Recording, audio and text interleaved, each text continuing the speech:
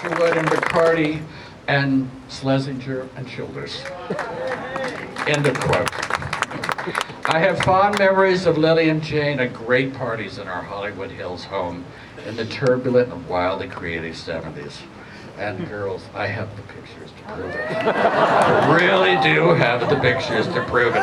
Great, great pictures of Lily and Jane alongside Cat Stevens, Natalie Wood, Ray Bradbury, David Hockney, Julie Christie, Robert Altman, Jane Fonda, Bob Fosse, and so many others, all in our hilltop home that occasionally smelled of patchouli candles and the best hashish in the Hollywood Hills. It also, more importantly, it was a time and that house reeked of the powerful creative freedom of that extraordinary time. If longtime couples are yin and yang, then we can imagine Lily and Jane could maybe be Fanny Brice and Jane Bowles. They might be Virginia Woolf and Vita Sackville West. Perhaps they are a little bit like B. Lilly and Dorothy Parker. Possibly Carol Burnett playing to Ruth Gordon. Or, conceivably, Lucy Arnaz, Lucille Ball playing to Lillian Hellman. May this creative couple continue to amaze and dazzle us with their verbal pyrotechnics, as well as shock us with their honesty and their beautiful portraits of the human condition. When I think of these dear girls, I'm reminded of a beautiful quotation from the poet John Keats. I'm convinced more and more, day by day, that fine writing is next to fine doing, the very top thing in the world.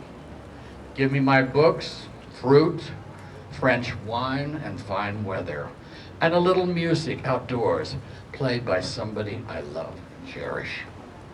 Congratulations, I love you both dearly.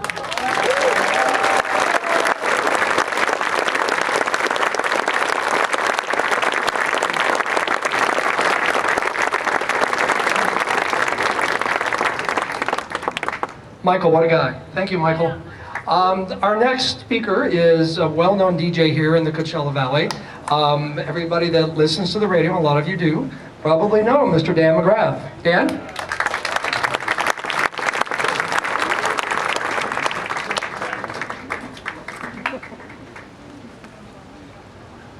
I'm a little taller. Thank you, Mark, and thank you, Scott, and thank you all for being here. Give yourselves a round of applause for the turnout today. Wow. Lily and Jane, there's no question of all your achievements, and you're just incredible in every way. But I have personal feelings for these ladies. In 1989, my wife Regina, all of you know her,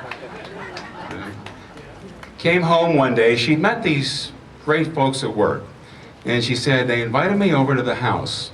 And she said, I walked in the house, and there's all these Lily Tomlin things. There was big pencils and props and pictures and all kinds of stuff. And so to make a long story short, obviously these were either really big fans or family of Lily and Jane.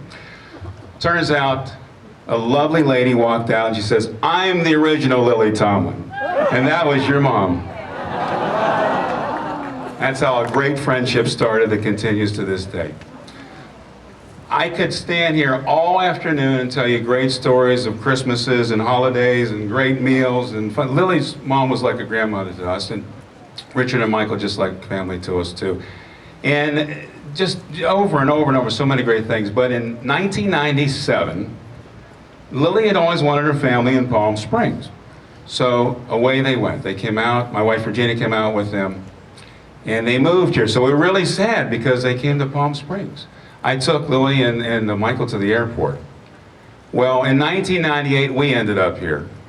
And the reason that we're here is Lily Tomlin. And I gotta tell you, literally, right before the ceremony today, we got gas. We're almost out of gas. Kind of busy this time of the year.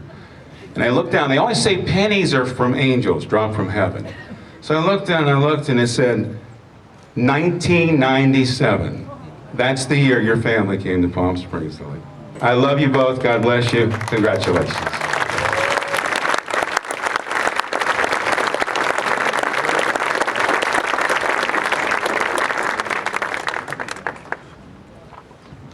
Dan, thank you so much. So we want to thank too and acknowledge the Palm Springs Walk of Stars Board of Directors and Mr. Bob Alexander. And they have some flowers and some gifts for Lily and Jane. And so, ladies and gentlemen, once again, Bob Alexander. Thank you, Mark. I had in the script that you were going to present these, so if you would please read and present these. It says, in tribute to Lily Tomlin and Jane Wagner for their lifetime achievement and contribution to the world prominence of Palm Springs, dedicated the 16th day of March 2012.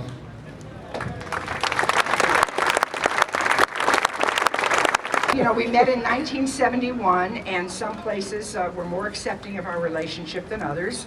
But the desert community has always been one of those ennobled and auspicious places, not just tolerant, but welcoming of all the shades and colors of the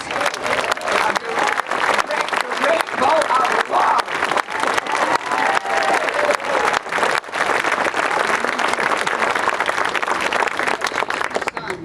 But I feel like that we come down almost every other weekend and look for property. Scott and Mark show us that. We keep hoping there's someone like that take care of the Reagans, like they used to give them a house. I always read about these guys like people give them a house. You know, what's the deal there? Well, that's not going to happen to us. We've been here too many times. Right, we should have parachuted in. But we love it here. We love the, they call it desert modernism, you know, and we're kind of dried and we got good lines and we fit into that desert modernism. And we were good friends. We were good friends with Julian Schulman, who photographed all the stunning and extraordinary architecture here in Palm Springs. And he was rhapsodic about Palm Springs, and he knew all the houses and all the, and I love that too. But look here, this would be really good for you to say.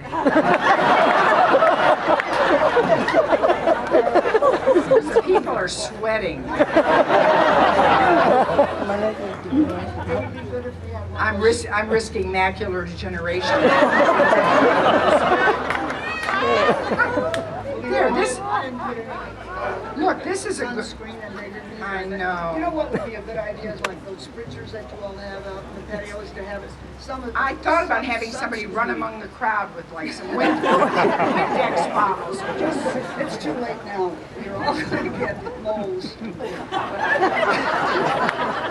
We are overjoyed. It's not just I'm reading this, but we are thrilled and proud to be recognized together with a permanent marker in a place that will always live in our hearts. And we plan to live here later on. We're not going to retire here because we'll never retire.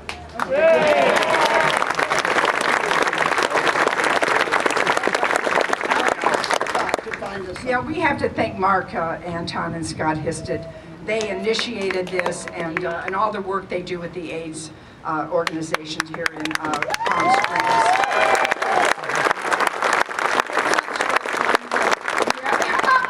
Anyway, they're our great friends, and we're so pleased and proud to know that that they're there for us, and they always are. It's like astonishing. It's so unlike the callous superficiality of Los Angeles.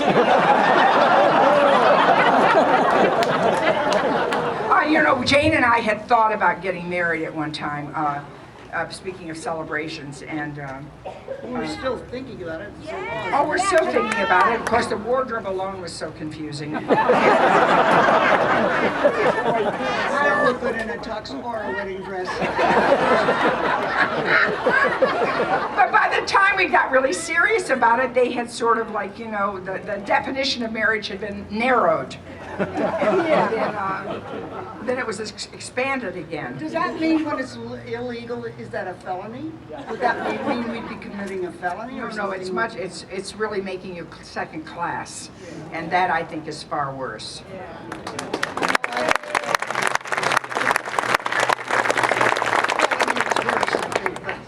A felony is worse. You've got to have more strength and courage and character. Although was expanded again, but we already. No, this was a joke that builds. You say, although then They want something faster. we're almost done. You just say, although then it was expanded again before it was restricted again. I thought you just said that. I don't know, there might have been a new court decision today. Was there? Barbara would know. Barbara, thank you for fighting the good fight, for the bad fight. There is a fight. Anyway, it's very hard to keep up, isn't it? I mean, first it's legal, then it's illegal, then it's illegal, then it's when I think I missed illegal. I was talking about the on that side. I was talking